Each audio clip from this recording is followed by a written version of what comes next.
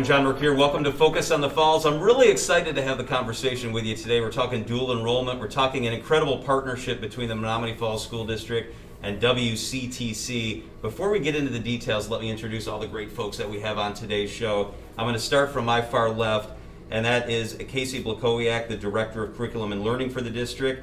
And next to her is Sandra Malin, the WCTC Early College Opportunities Director. Jennifer Block and Jack Block, who are in the program. We're going to tell you about that. Of course, Jack's the one in the program.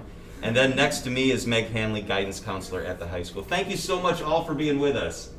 I'm going to start with you, Casey. We'll kind of go down the line. Sure. This sort of program, tell me what dual enrollment means and what opportunities that presents for our students. Yeah, absolutely. So it's a program available for seniors, and they spend half of their day here at Menomonee Falls High School, completing their graduation requirements with us, and about half or maybe a little more than half of their day at WCTC. And what's great for those students is when they're finished with their senior year, they have diploma from us as well as a certification from WCTC. What sort of areas at a broader level can they study at WCTC while they're completing their studies here? Sure, so there's 7 different programs that WCTC offers, and Sandra's our expert on what those look like, but students are able to look at an IT certification, a tool and die. They have an opportunity to go into EMT, lots of different programs within those 7. All right, I'm going to bounce over to Meg here before I get to you folks in the middle. Why is this important, Meg? What sort of opportunity does this provide for our students and for their families? Yes, it's very exciting because in our job, it's nice to have a lot of tools and resources when you're talking about inspiring a young adult to kind of drive toward what he's interested in. And so WCTC is one of those tools or resources or friends or partners where I think you guys both came to me junior year, and Jack just was not, he wanted something different. And he was very interested in tool and die based on an experience he had with Altosham. Yeah. So we started looking at those, and so it's wonderful for me because then I can pull out of my toolbox and grab some things that can inspire Jack to move toward his post-secondary dreams and to also just be happy and fulfilled and, you know, keep rolling with his learning. Sandra, I want to bring you in here and get more detail on the program over at WCTC. What a great resource in our community. What a perfect fit for so many kids and for their families. Tell us in a little more detail about dual enrollment and what it's designed to provide and accomplish. Sure. Dual enrollment was started 8 years ago, actually, and it started because industry came to us and said that they could see years down the pipeline that there was going to be mass retirement, and they wanted to start filling that pipeline early with young students who would be interested in going into the world of manufacturing. So Dual Enrollment Academy is an opportunity for students to actually learn the trade and then also connect with industry partners to learn exactly what kind of post-secondary options there are. The industry partners that we work with not only help us determine what it is that the students need to learn to be successful in their trade, but they also provide opportunities for the students while they're in Dual Enrollment Academy or after Dual Enrollment Academy, whatever it is that they prefer, and they support that continuing education through tuition reimbursement and flexible scheduling. So the student leaves high school with a high school diploma, a technical diploma, and oftentimes, if it's what the student wants, they're already enrolled to continue their education at WCTC or a 4-year college, and they have a job secured. So run through for us some of the areas that are specific areas that kids like Jack can study. So our dual enrollment academies are building construction trades, which is not just construction, although that's one of the fields, but they also learn plumbing, HVAC, electrical, and drafting. So they get the whole gamut of what is in construction. And the same with tool and die. I mean, the students in tool and die also learn like specifically what pathway within manufacturing they want to go down. Do they like the CNC work? Do they like the tool and die work? We also have welding and metal fabrication. IT, which is also a mixed bag of networking and cybersecurity and programming. And then preschool credential for students who want to go down the education pathway. And then we also have a fire and EMT program. It's a lot of choices. It's a lot of opportunity. All right, I want to bring in Jennifer and Jack, I've been waiting to talk to you guys all day about this opportunity. Jennifer, tell me about the journey a little bit. Tell me, I'm going to let you brag on Jack a little bit and tell me why this path works so well. Take me back to the journey and the discussion kind of that Meg Sure. alluded to. Sure. So we went to junior year in the fall. There's like a parent meeting where you learn about all the college opportunities and timelines and what you need to do. And during that meeting, they did speak about an open house at WCTC, and that really piqued his interest. And that was the first, his dad and I had really considered that path for him. In my mind, he was going to do a full 4-year program because that's what I had done, and that's kind of what I assumed. But we did take him to the open house at WCTC. It was the fall of his junior year, and it was really, really interesting just to see all the opportunities. And you got to walk through each program, and we walked through 2 different programs and saw how they had it broken out and all these wonderful opportunities that we had no idea existed. And we met Sandra that evening and spoke to her a bit. And then Jack came back to school, and we had a meeting with Meg to really learn exactly what it would look like and mean for him. You know, all any of us want is for the best opportunity for our kids and for our kids to be in the right spot at the right time. How relieving was it? How great a feeling was it when you realized that through WCTC and the partnership with the high school that this opportunity existed for Jack? And that was, I think, the most powerful point for myself as a parent was that it was a relief, you know, not this uncertainty of what is going to happen with him, what is he going to do. But he just seemed so excited by this prospect and excited that this was something he was interested in. So that made the decision pretty easy for us. Jack, tell me about your experience going back and forth between the high school and WCTC. Tell me about, when people ask you, like me, who don't know about this, to describe it, how do you describe the experience? It's a little stressful at first, it's a little much, but the instructors and all the teachers do a really good job at leading you on and pushing you in the right direction for the program. One of my first days, I didn't know where I was, and but they do a really good job of really showing you around the campus, and you start to learn on your own how to do things. So tell me about when you first realized that this was an opportunity, that maybe, wow, this is a great path for me. What was that like for you? Well, the first time I realized it was after my internship at Altosham. I wanted to learn more about it, and then the info night came up, and I decided to try the open house at WCTC and see how that went, and I found Tool and Die, and I really enjoyed that. So tell me about Tool and Die. A lot of people have heard the phrase Tool and Die. They know it's part of manufacturing. What is Tool and Die, and what do you hope to be doing 10 years from now? Oh boy. That's a long way down the road, isn't it? Yeah. Tell me about Tool and Die. It's a lot of stuff. It covers pretty much anything plastic.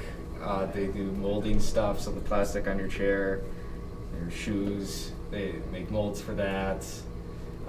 It's a lot of machine work. Gosh, it's a really wide. Are there a lot of stuff. companies in our area that do Tool and Die? Currently, yeah.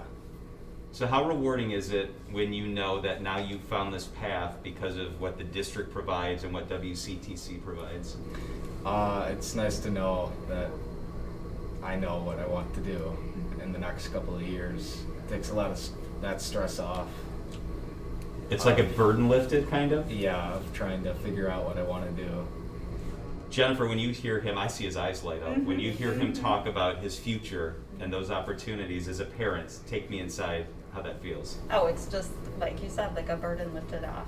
Like now he has a path, I know he's happy with his path, and that's really exciting. And if something were to change, he could change his mind, he could change his path, but you know, we're in a good spot right now, and he's happy with it. Sandra Malin with WCTC is next to Jack. When you hear these stories, and this is what you get to do for a living, Sandra, what does that tell you about how the program's working? Yeah, it's really rewarding. I used to be a high school teacher, so I worked with high school kids for 10 years before coming to WCTC, and I saw so many students in their junior, senior year who didn't know what it was that they wanted to do, and to be able to come to WCTC and actually set up a program that provides a pathway for students and gives them an opportunity to start college early and really gain that confidence that they can be successful in college, that they can do college, and also the fact that these academies are cohorts. So Jack is one of a handful of other high school seniors from other high schools who have the same goals and interests. So they form a cohort during the school year and form long-term friendships as they support each other through their programming. And it's just really rewarding to see the student excitement and the parents as well. You know. Yeah, for sure. Casey Blakowiak, the district's director of curriculum and learning. When you hear about this and see how this program was designed and now how it plays out, what does that tell you about what the district's doing, what WCTC is doing, and what we're doing for our community? It makes me so proud to see just that partnership and how one student's interest and Meg's knowledge of the program and the connection with WCTC, how that can just be life-changing for a student, for a family. We're so pleased to be able to offer those opportunities to our students.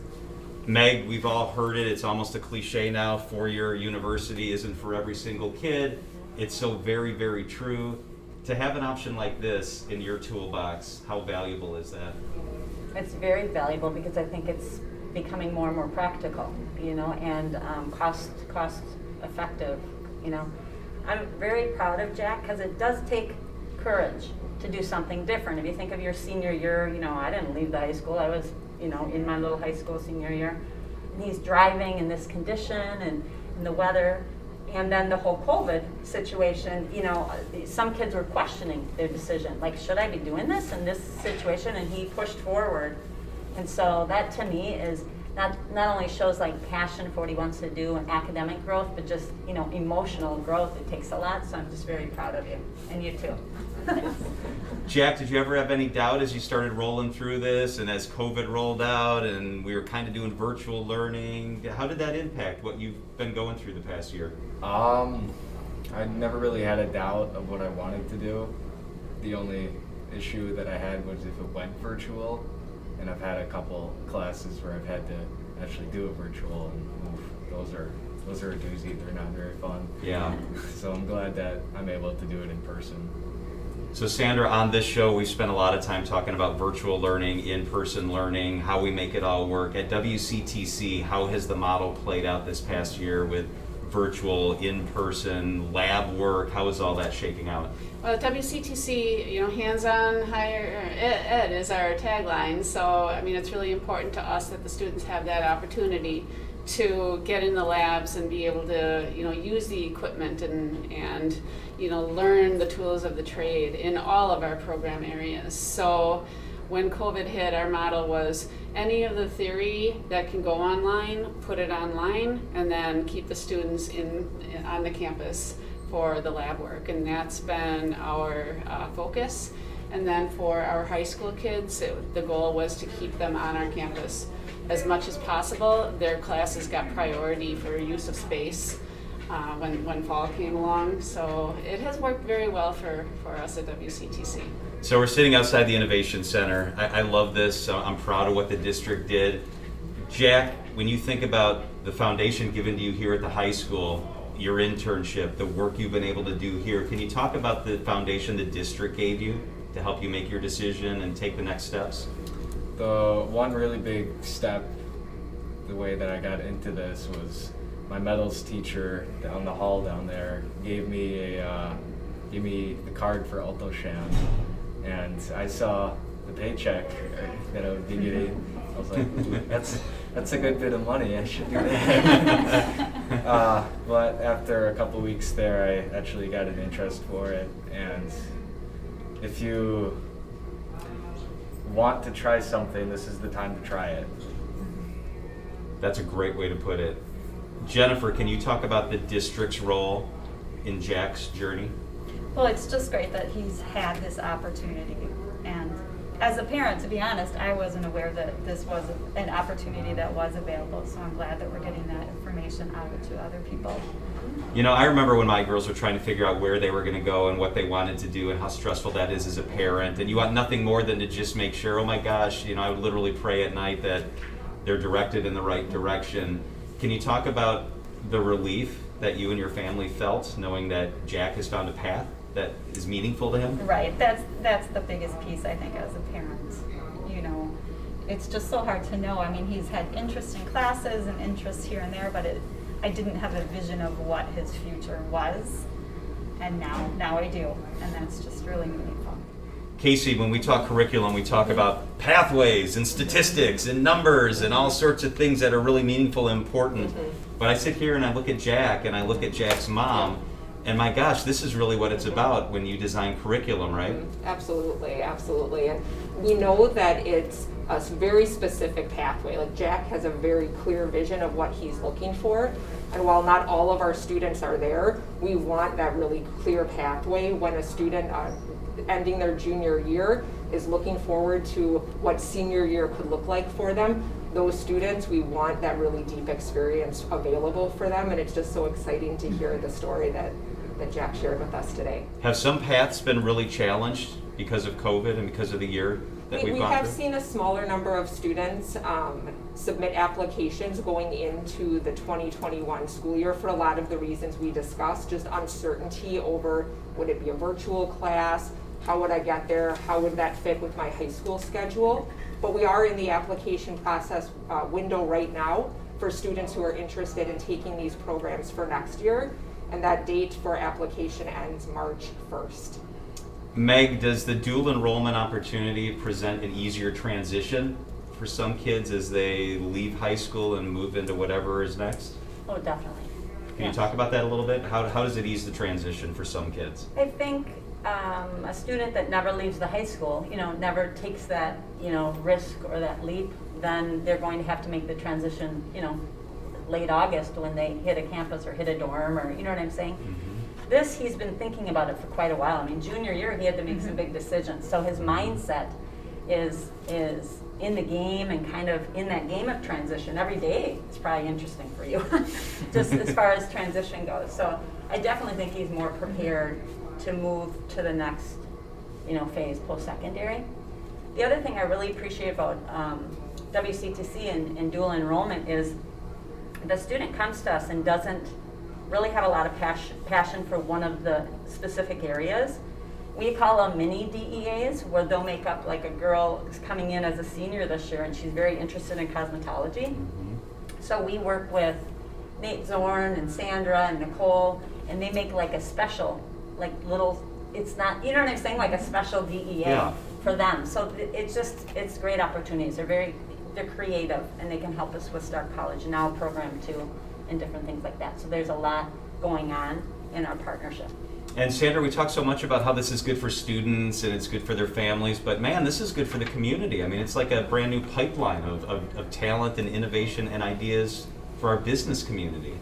It is, and that's, you know, part of the reason why we started it, and that's another reason why we're able to offer it at such a low cost to the districts, because industry partners who are looking to fill their pipeline actually financially contribute to the Dual Enrollment Academy, which allows us to offer the program to districts at less than what it would cost for tuition. And so it's been great for industry. They have opportunities to come into the classroom, talk about their companies. In a non-COVID year, we put the kids on buses and send them to many different industries across Waukesha County so they can see the different opportunities that are available to them. And the pay is great. I mean, the opportunities that we offer for the students put them into positions that offer family-sustaining wages. All right, Jack, so in 20 years, you're the king of the world. You're doing what you want to do. You're designing, manufacturing, working on your dream deal. What area would you like to focus on? Look to the future, into your crystal ball. What's like a dream scenario of things you'd like to be working on? Preferably the more hands-on type of stuff in tool and die, so that's the mill, the lathe. I really feel like I do better at those than the programming side of things, like the CNC and the actual programming. Do you like wood, plastic, metal work? What sort of... I like metal work. Those are simple. Yeah. I'm really proud of you. You should be really proud of yourself, the path that you've chosen and how you're attacking it, and especially during a really difficult year. Man, my hat's off to you. You deserve a lot of credit, and Jennifer, you too. The encouragement of a parent, there's nothing more important than that. Thank you so much, Jennifer and Jack, for talking to us today. Sandra, the hard work that you guys do is so valuable to our community. Thank you for being a leader. Thank you. And thanks for being with us. And Casey and Meg, boy, you guys work hard every single day, and it's never been harder to work hard than it is now. Thank you for the work you do for our families. That's Focus on the Falls. I'm John Mercure. Thanks for being with us. Check out the district website if you'd like more information.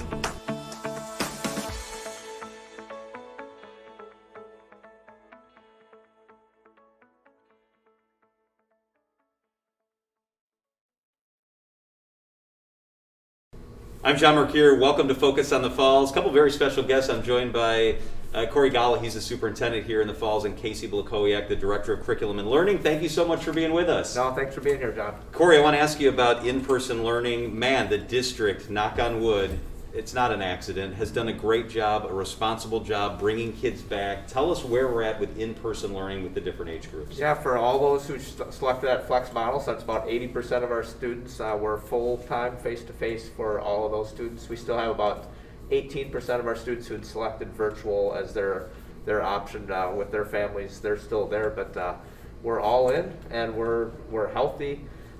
Kudos to Menomonee Falls. This is the healthiest our community has been and the healthiest our schools have been since the start of the school year. So we're in a great place right now. We still have some of the school year left, but talk about the most difficult part of the journey. What was it? I know you've been weighing so many things and literally some nights not getting a lot of sleep. What was the most challenging part of the journey up to this point? I would say the uncertainty of all of this as we started. I mean, right now we know the CDC just released its guidelines on how to reopen schools safely. As we worked with our county partners through the fall, really all the way back into the summer and through the fall and through this whole year, it was reading those guidelines, learning about the science behind the pandemic, seeing the experience of others, and just making those really quick adjustments as we needed to as we learned more. It was challenging, but I'm just so proud of our team. That's why I'm glad Casey's here. We've had people helping us on the science and the health end, deep work on the instructional end to make sure we wanted to keep our kids on pace no matter what instructional model we needed to be on, and with her leadership we've done that. So Casey, I wanted to ask you about that because we can have the best computer programs, all the books, the best design of in-person, hands-on learning, and then the pandemic hits. Absolutely. And the curriculum kind of needs to change and pivot almost immediately. What have been the most challenging parts of needing to do that? Yeah, so I think the most challenging part was just the uncertainty. Our teachers are experts at teaching in the classroom, and all of a sudden we were faced with, we want to do this excellent deep learning with students online, and then really thinking about what that would mean to make sure that all of our students are getting the support that they needed. And so the message we sent from the very beginning was just start. It wasn't okay to be disconnected. We knew it wasn't going to be perfect. We wanted to keep that connection to learning for our students and our families. And we started very quickly, and boy, have we learned, and our students and our families have just been there with us throughout all of this. So Casey, take me back to let's pick March 1st of last year. Yep. Coronavirus was kind of in the headlines. We didn't really know what was going on. You were waking up and you were thinking about the programs that were already in place and curriculum and learning. Yep. And then March happened, and then April of 2020 happened. How was it to have to rethink and reevaluate the way we do everything when it comes to curriculum and learning? Yeah, so much like anything we do in the district, we went directly to those people that do the work. So when it became eminent to us that schools were going to close, we brought together a team of teachers from across the district at the North Middle School Library and said, what can we do? Very quickly put a plan in place for students and families, and I think it took us maybe 2 days, if my timeline is correct, to create an option to keep students connected to learning throughout last spring, and then refine that process over the summer and into the fall. Corey, you like to use the phrase, the relentless pursuit of excellence. How was that necessarily tweaked during what we've gone through?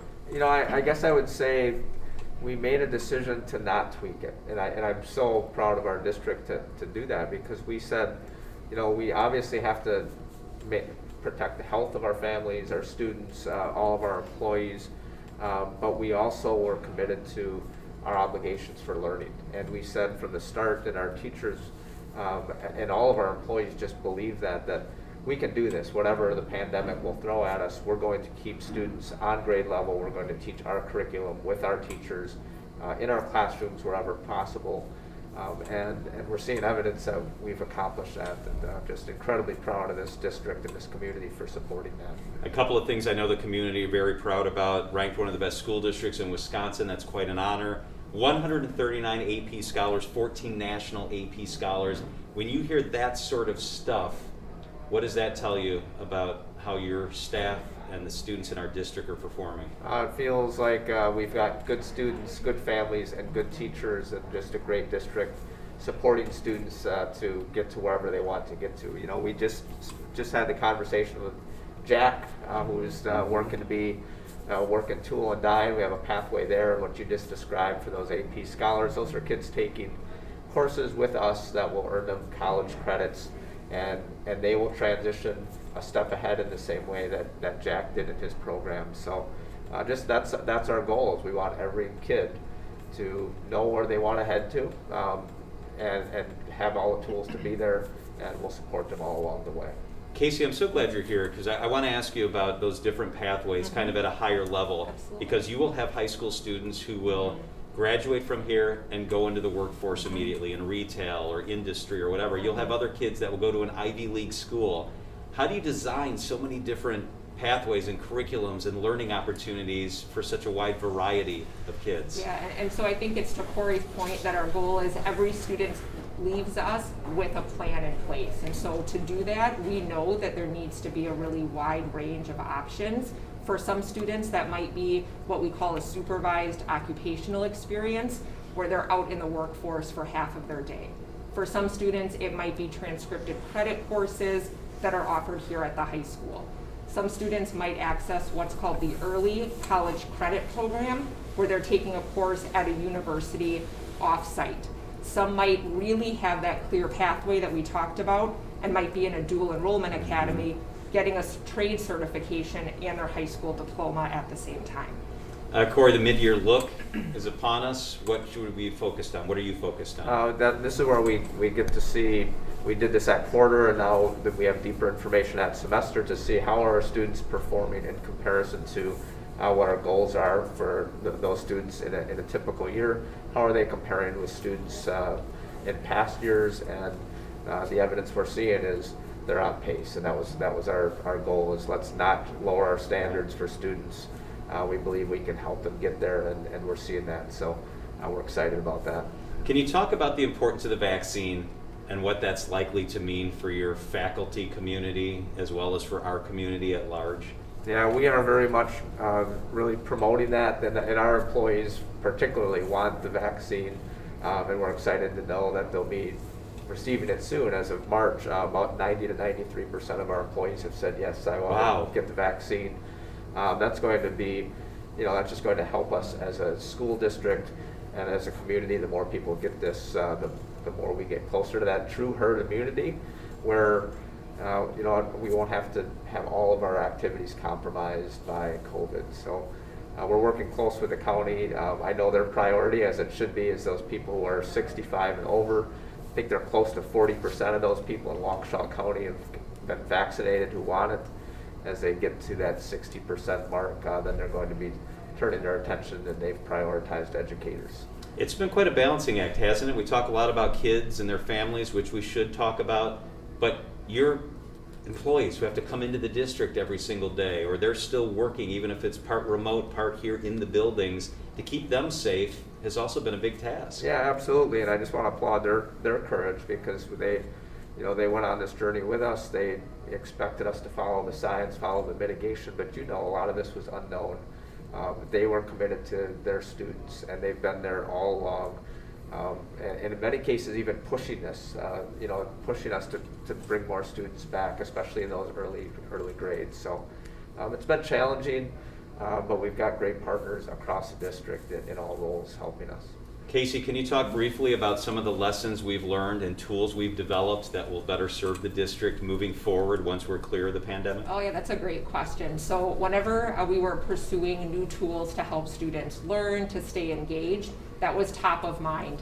What are we going to learn about this particular tool that we want to retain? We got to test programs on a large scale where typically we might start very small, we would study it, but really learning how there's many technology tools available to us that allow us to meet students right where they're at, get a sense of where their understanding is, so our great teachers can then come in and provide that just-in-time instruction so that all students are on that path towards success. Couple fun things. It's Youth Art Month. That's Yep. always cool. I love it. Typically it's been displayed, I think, at the library. The military wall is done. Everybody who has the opportunity should check it out. Things like that, Corey, that kept rolling and kept getting done regardless of what was happening in the world around us. How important are those sort of things? And I just had a chance in the last 2 weeks to speak to some of our students in the Healthcare Academy about our experience, and that was one of the things we stressed is we always look to try to say yes to, we know all of those experiences are so important. So yes, we want kids getting the core instruction and those concept areas, but they have passions in art and the trades and those hands-on skills in athletics. And we just always said, is there a safe way for us to do this? And where we could say yes, we said yes. And yeah, check out the art display at the library. I was just snapped a picture of a student's artwork in the lobby. It's a nice sketch, I'm assuming a self-portrait of her and her mask. It's like, boy, how reflective is that at the times? And the military wall, you've got to check that out, John. It's just, you saw it early in construction. Yes. It's a beautiful piece that our students designed and built from our tech center. And it's just a great tribute to all of those graduates from our high school over the years who have gone into the military. Corey Golla is the superintendent in Menomonee Falls. Casey Blakowiak is the director of curriculum and learning. Thank you so much for spending some time with us. And thanks, John. Thank you.